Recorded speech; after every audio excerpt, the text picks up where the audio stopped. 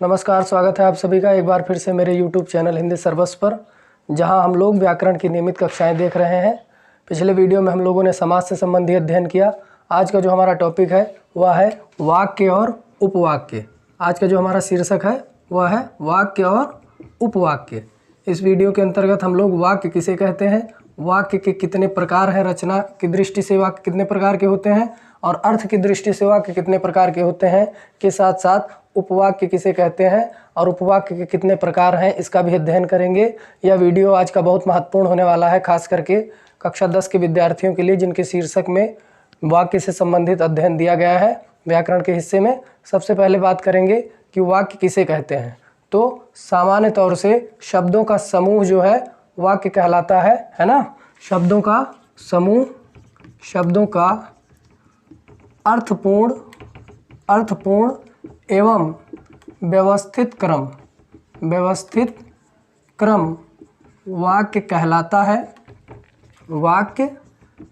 है, जिसमें क्रिया और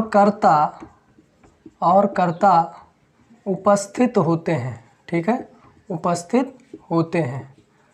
तो वाक्य के अंतर्गत क्रिया, जिसे कि विधेय भी कह सकते हैं, और कर्ता, जिसे कि हम लोग उद्देश्य भी कह सकते हैं, का होना जरूरी है। ठीक है, देखिए एक उदाहरण के माध्यम से मैं आपको बताता हूँ।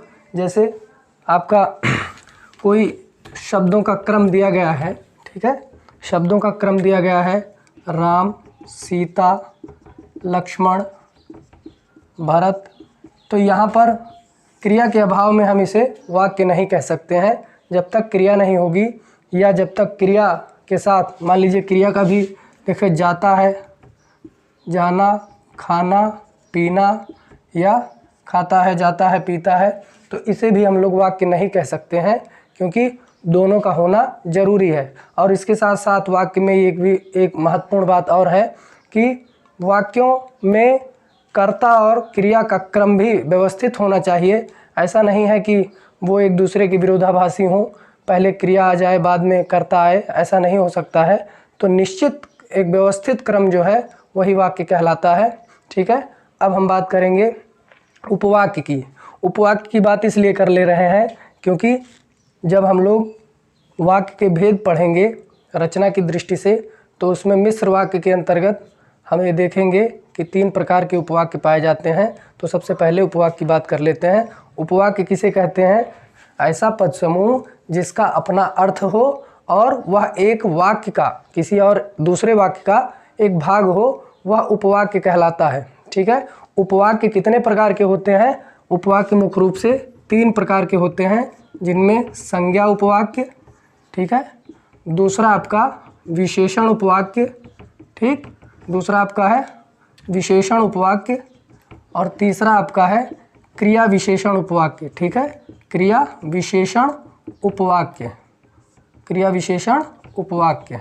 ठीक, ये आपके 3 प्रकार के उपवाक्य हैं। और उपवाक्यों का जो आरंभ होता है उसमें अधिकतर कि, जिससे, ताकि, जो, जितना, ज्यों त्यों, चूंकि, क्योंकि, ठीक है, यदि, यद्यपि, जब, जहाँ, ये शब्द आते हैं। ठीक है, इन वाक्यों का प्रारंभ जो है इन्हीं शब्दों से होता है। अब बात करते हैं संज्ञा उपवाक्य की। तो संज्ञा उपवाक्य किसे कहते हैं?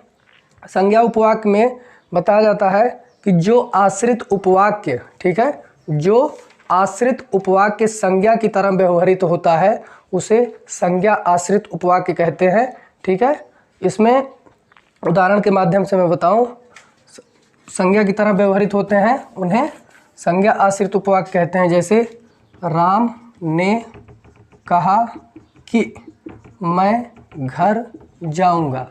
ठीक है, यहाँ पर इस उपवाक्य की खास बात यह है कि यह हमेशा कि से जुड़ता है। ठीक है, अब और जो ध्यातव्य बात है, इसमें कर्म सकर्मक या पूरक का काम करता है। ठीक है, कर्म जो होता है वह पूरक का कार्य करता है। ठीक है, उसके बाद बात करें दूसरे उदाहरण की, तो दूसरा आपका उदाहरण है वह कहता है कि मैं यह कार्य करूँगा। ठीक, यहाँ पे मैंने आपको जो सबसे बड़ी पहचान है वो ये बताइए कि यह वाक्य जो है किससे जुड़ता है। ठीक, तो यही इसकी पहचान है। दूसरा जो आपका भेद है वो है विशेषण उपवाक्य। इसमें कहा गया है कि जो आश्रित उपवाक्य विशेषण की तरह व्यवहरित होता है, ठीक है, उसे विशेषण उपवाक्य कहते हैं। विशेषण उपवाक्य में जो पहले वाक्य की या मुख्य वाक्य की जो संज्ञा होती है, विशेषण उपवाक्य उसी की विशेषता को बताता है। इस बात को उदाहरण के माध्यम से समझेंगे। जैसे आपका है वह जो कल आया था चला गया। ठीक है, वह जो कल आया था चला गया। तो वहाँ ये जो वह है उसकी ये विशेषता बताई जा रही है। ठीक है, इस वाक्य के माध्यम से। तो इस प्रकार विशेषण उपवाक्य होते हैं। ठीक, दूसरा उदाहरण देख लीजिए, जो सोया वो खोया। ठीक है, जो सोया वह खोया। ठीक है, जो सोया वह खोया, ये भी आपका जो है विशेषण उपवाक्य का उदाहरण है। ठीक है, अब हम बात करेंगे तीसरे क्रिया विशेषण उपवाक्य की। तो इसमें कहा गया है कि जो उपवाक्य क्रिया विशेषण की तरह व्यवहरित होते हैं, या यूं कहें कि जो मुख्य वाक्य में क्रिया होती है उस क्रिया की विशेषता बताते हैं, वही क्रिया विशेषण उपवाक्य होते हैं। और ये वाक्य जो है जब, ज्यों इत्यादि शब्दों से शुरू होते हैं। जैसे आपका उदाहरण है, जब पानी बरसता है तब मेढक बोलते हैं। ठीक है, जब पानी बरसता है, जब पानी बरसता है, जब पानी बरसता है तब मेढक बोलते हैं। ठीक है, मेढक बोलते हैं। तो यहाँ पर इस वाक्य की विशेषता बताई जा रही है कि मेढक कब बोलते हैं, जब पानी बरसता है। ठीक है, दूसरा उदाहरण देखेंगे। इसमें जैसे जाय मोह भ्रम भारी, करहु सो यतन विवेक विचारी, ये आपका चौपाई में उदाहरण है। ठीक है ना, तो इस तरीके से आप ये समझ पाए होंगे कि क्रिया विशेषण उपवाक्य किसे कहते हैं, विशेषण उपवाक्य किसे कहते हैं, और संज्ञा उपवाक्य किसे कहते हैं। ठीक, अब हम बात करेंगे रचना की दृष्टि से वाक्यों के भेद जो है। ठीक, तो रचना की दृष्टि से वाक्य 3 प्रकार के होते हैं। रचना की दृष्टि से वाक्य कितने प्रकार के होते हैं? 3 प्रकार के होते हैं, जिनमें पहला है सरल वाक्य। ठीक, पहला क्या है? सरल वाक्य। दूसरा है मिश्र वाक्य। ठीक, मिश्र वाक्य। और तीसरा है संयुक्त वाक्य। तीसरा क्या है? संयुक्त वाक्य। ठीक, अब हम एक एक करके सबकी बात करेंगे। सबसे पहले बात करेंगे हम सरल वाक्य की। ठीक है, जिस वाक्य में एक क्रिया और एक ही कर्ता होता है। ठीक है, जिस वाक्य में एक क्रिया और एक ही कर्ता होता है उसे सरल वाक्य कहते हैं या साधारण वाक्य कहते हैं। और इसमें उद्देश्य और विधेय की दृष्टि से भी कह सकते हैं कि जिसमें एक उद्देश्य और एक विधेय होता है उसे सरल वाक्य कहते हैं। इसका उदाहरण है, जैसे मैं घर जाता हूँ। ठीक है, वह खाना खाएगा, खाऊंगा, खाता है। कोई सी भी क्रिया हो या कोई सा भी जो है काल हो, ये आपका जो है रचना की दृष्टि से सरल वाक्य के अंतर्गत आएगा। ठीक, अब हम बात करेंगे मिश्र वाक्य की। तो मिश्र वाक्य में जो कहा गया है कि जिस वाक्य में एक साधारण वाक्य के अतिरिक्त, ठीक है, एक वाक्य साधारण हो और उसके अतिरिक्त उसके अधीन कोई दूसरा, ठीक है, अंग वाक्य हो, उसके अधीन कोई दूसरा अंग वाक्य हो। अंग वाक्य का मतलब होता है उपवाक्य, आश्रित उपवाक्य हो, उसे वाक्य कहते हैं। ठीक है, तो मिश्र वाक्य की परिभाषा तो हो गई। अब हम उदाहरण देखेंगे। तो जितने भी हमने उपवाक्य से संबंधित उदाहरण बताए थे वो सब मिश्र वाक्य के उदाहरण हो सकते हैं। ठीक है, एक उदाहरण फिर भी मैं आपको बता रहा हूँ कि वह कौन सा मनुष्य है, वह कौन सा मनुष्य है जिसने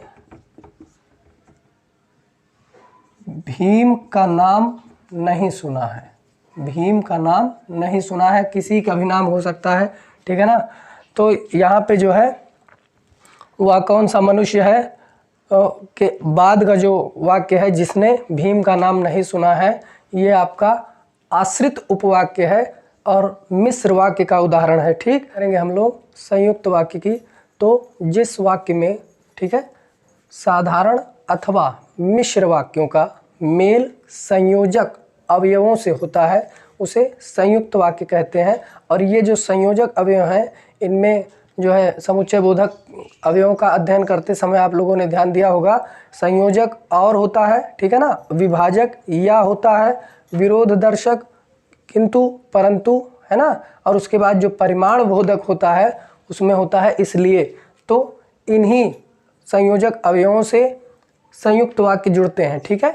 अब हम देखेंगे उदाहरण, ठीक। देखिए, एक पहले तो मैं एक साधारण वाक्य जोड़ देता हूँ। राम घर जाता है और आराम करता है, ठीक है ना, आराम करता है। ये तो रहा सरल वाक्यों का, ठीक। इधर भी सरल वाक्य है और इधर भी सरल वाक्य है। मैंने डिफिनीशन बताते समय ये बताया कि सरल अथवा मिश्र वाक्यों को संयोजक अवयवों से, तो संयोजक अवयव आपका ये है। और ये किस प्रकार का संयोजक अवयव है, अभी मैंने आपको बताया कि ये संयोजक प्रकार का जो है समुच्चय बोधक है। और इस और से जो है ये दोनों वाक्य जुड़े हुए हैं। अगर अब बात करें मिश्र वाक्य को जोड़ने की, तो मैंने रोटी खाई कि पेट में दर्द होने लगा। मैंने रोटी खाई कि पेट में दर्द होने लगा। और अब देखिए यहाँ से जुड़ रहा है, एक ये वाक्य है मिश्र वाक्य, ठीक। और दर्द इतना बढ़ गया कि डॉक्टर को बुलाना पड़ा। ये आपका जो है संयुक्त वाक्य का उदाहरण है, ठीक है। यहाँ तक बात आप लोगों को समझ में आ गई होगी। अब हम बात करेंगे अर्थ की दृष्टि से, ठीक है, अर्थ की दृष्टि से शब्द वाक्यों के भेद। तो अर्थ की दृष्टि से वाक्य के कितने भेद हैं? अर्थ की दृष्टि से वाक्य के 8 भेद हैं, ठीक है। और इन 8 भेदों में जो है कौन कौन से हैं? पहला आपका है विधिवाचक, ठीक, विधिवाचक पहला है आपका विधिवाचक, दूसरा है निषेधवाचक। पहला कौन सा है? विधिवाचक, ठीक, और दूसरा कौन सा है? निषेधवाचक, ठीक। तीसरा कौन सा है? प्रश्नवाचक, तीसरा आपका है प्रश्नवाचक।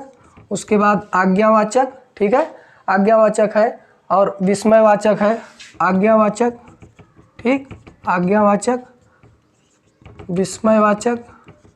विस्मयवाचक।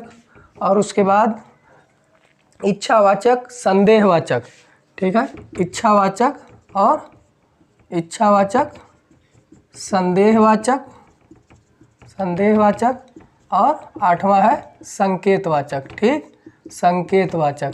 ये आपके 8 प्रकार के भेद हैं अर्थ की दृष्टि से वाक्यों के। अगर बात करें तो सबसे पहले बात करेंगे विधिवाचक की, तो जिसमें किसी बात के होने का बोध होता है, ठीक है ना, किसी बात के होने का बोध होता है उसे विधिवाचक वाक्य कहते हैं। और एक बात और ध्यान रखेंगे कि ये जो भेद दिए गए हैं, इन भेदों के अंतर्गत तीनों प्रकार के जो पीछे बताए गए रचना के आधार पर वाक्य के भेद हो सकते हैं। सरल वाक्य की बात करें विधिवाचक में तो हम खा चुके हैं, ठीक। और मिश्र वाक्य की बात करें, मैं खाना खा चुका तब वह आया, ठीक। अब संयुक्त वाक्य की बात करें, मैंने खाया और मेरी भूख मिट गई। तो ये तो रहा आपका विधिवाचक वाक्य। अब बात करें निषेधवाचक की, जिसमें किसी बात का निषेध हो उसे निषेधवाचक वाक्य कहते हैं, ठीक। सरल वाक्य है हमने खाना नहीं खाया। मिश्र वाक्य की बात करें तो मैंने खाना नहीं खाया इसलिए मैं कल नहीं आऊँगा, ठीक।